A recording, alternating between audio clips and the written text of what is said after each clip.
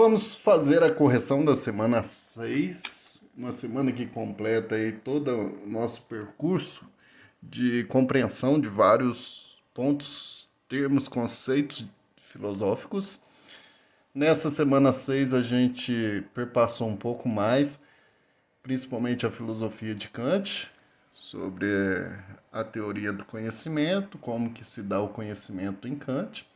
Aí dois conceitos principais para entender: o conhecimento a priori, o conhecimento a posteriori, conhecimento que nós adquirimos ou está na nossa mente, que independe da experiência, e aquele conhecimento que é o conhecimento da experiência, o conhecimento a priori, a posteriori, que é o conhecimento que a gente faz pelos sentidos.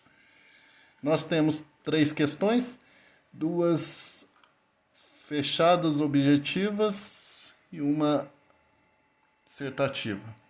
Nessa primeira, Immanuel Kant dedicou sua crítica da razão pura à questão do conhecimento. De acordo com o que é a teoria do conhecimento, de acordo com o que escreve o filósofo alemão na abertura da parte sobre a razão em geral desta obra, todo o nosso conhecimento começa.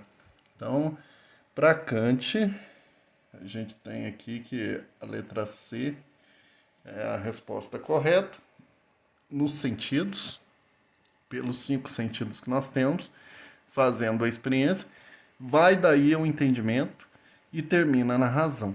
Então, começa nos sentidos. O conhecimento, então, na concepção da filosofia kantiana, é um composto entre sensibilidade e entendimento, dois conceitos principais para entender a teoria do conhecimento em Kant. A sensibilidade é a capacidade humana de receber as impressões sensíveis, então, através dos nossos 5 sentidos, de intuir. Já o entendimento é a capacidade de pensar as representações da percepção. Então, nós temos aí um princípio, que é o princípio do conhecimento, ele começa nos sentidos. E depois nós temos nossas categorias. Então, ele vai refutar a ideia dos racionalistas, de que nós já temos todo o conhecimento já em nossa mente, e também não vai sobrepor a ideia dos empiristas, que nossa mente não tem nada. Ela tem sim toda uma estrutura para depois pensar todas essas representações que acontecem, abstrair, ter ideias mais complexas que se dão a partir aí do que nós vamos intuir com as recepções dos sentidos.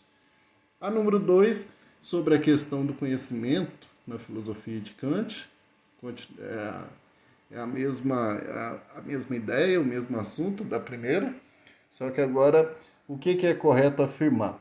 Então nós temos como resposta certa, a letra A: o ato de conhecer se distingue em duas formas básicas, que nós temos o conhecimento empírico, da experiência posteriori, e o conhecimento puro, que é aquele que tem a estrutura na nossa mente, que é o conhecimento a priori, que está na nossa mente, que independe da experiência.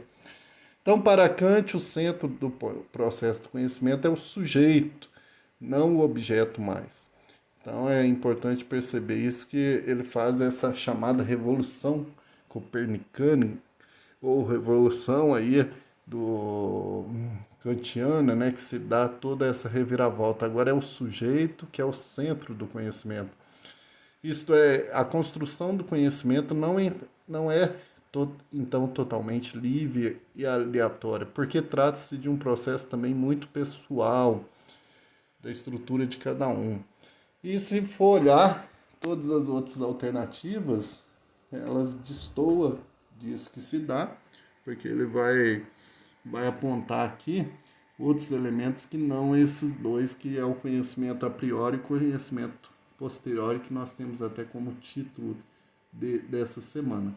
E a número 3, acerca do formalismo moral, desenvolvido na filosofia kantiana, julgue de acordo com Kant a seguinte colocação: agir racionalmente, que depende dos princípios, e a vontade é da razão prática, justifique.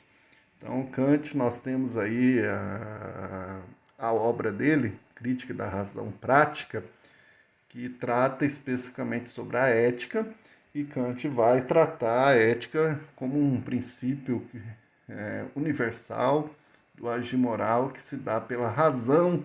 Então, num imperativo categórico, todos nós temos o dever de cumprir aquilo que é ético, mas de forma racional. Só um ente racional tem a faculdade de agir segundo a representação de leis, isto é, segundo princípios ou uma vontade. Visto que para a dedução de ações de leis requer-se razão, a vontade não é senão uma razão prática. Se a razão determina inevitavelmente a vontade, então as ações de um tal ente, conhecidas como objetivamente necessárias, são também subjetivamente necessárias. Isto é, a vontade é uma faculdade de escolher somente aquilo que a razão, independentemente das inclinações, conhece como praticamente necessário, isto é, como bom. Traduzindo, aquilo que nós dizemos como vontade, que sempre está ligado às nossas emoções, aos nossos impulsos. Aqui para Kant, dentro do contexto da ética, eu faço aquilo que é da minha vontade, segundo a razão que está ligada a um princípio mais universal.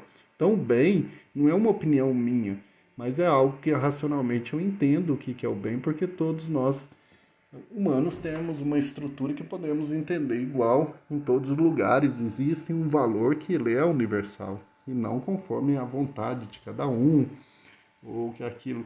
É claro que um processo de pensar elementos do conhecimento se dá na estrutura nossa pessoal, mas para Kant a ética, o dever ético é um imperativo categórico, é um dever universal, é um valor que está para todos e que age racionalmente. Aí nós temos que pensar, Kant, ele é um iluminista, ele está naquele contexto da modernidade, a razão ela rege realmente até as vontades, os desejos.